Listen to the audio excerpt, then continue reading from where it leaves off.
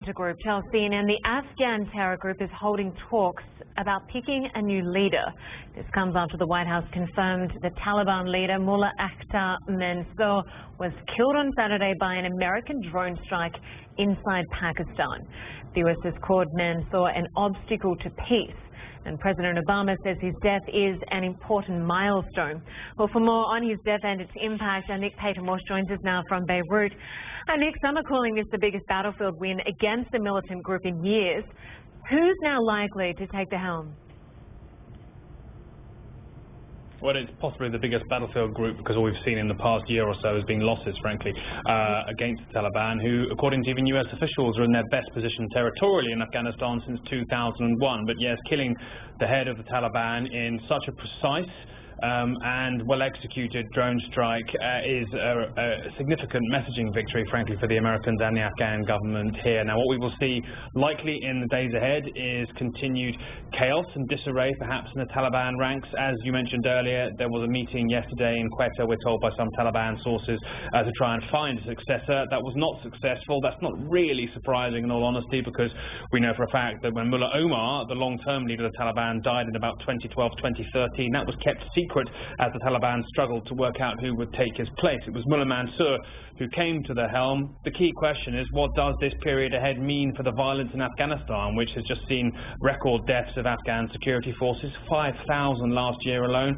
thousands of Afghan civilians dying as this violence picks up in the summer fighting season. Now the concern is that whoever seeks to succeed Mullah Mansour, who we can pretty much definitively now say is dead, now Barack Obama has come forward with his statement, whoever seeks to succeed him may attempt to prove, like Mullah Mansour himself did, his prowess on the battlefield, military effectiveness, to try and shore up the many different factions that now comprise the Taliban, to see off, quote, his rivals. That's the fear right now. And if you look too, Linda, at the list of the people potentially thought as viable successors, well, right at the top of it is Siraj Haqqani, a man who the US call Al-Qaeda's chief facilitator in Afghanistan, far from moderate, a radical, frankly, and other individuals too, including Mullah Omar's son, potentially in the list, other deputies as well. Nobody really thinks those people will do what the White House is trying to spin this assassination as causing, and that's potentially remove Mullah Mansour, who they thought was the man stopping peace talks. It's peace talks that the Afghan and American governments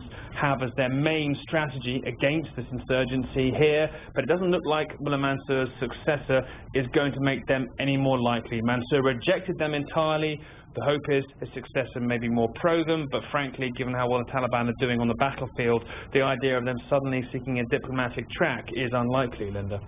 Right, so talking more about the impact of his death on the already fractured Taliban, could it potentially weaken the group if they can't find a leader, they can't agree on a new leader?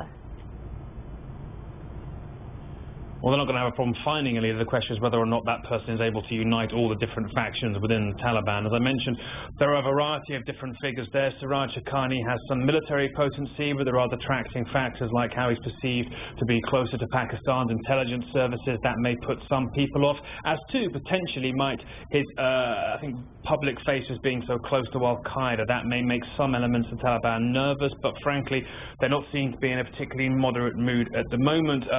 Mullah Omar's son, Mohammed Yaqub, is another potential figure as well, and as is another deputy, Hibatullah Akhund, who's also led different parts of the Taliban under Mullah Mansour. All these different names being moved around, but as we saw, it took months, possibly even over a year. We don't quite know exactly how long for Mullah Mansour to finally cease the infighting and take the helm. We could be in for a messy time, but none of that is necessarily going to stem the violence this fighting season seeing in Afghanistan, Linda. Okay, Nick Payton-Walsh for us live from Beirut, Lebanon. Thank you very much. We're now to Syria, where the top US commander in the Middle East, General Joseph Votel, has just taken a secret tour. Our Pentagon correspondent Barbara Starr was there, and this is her exclusive report.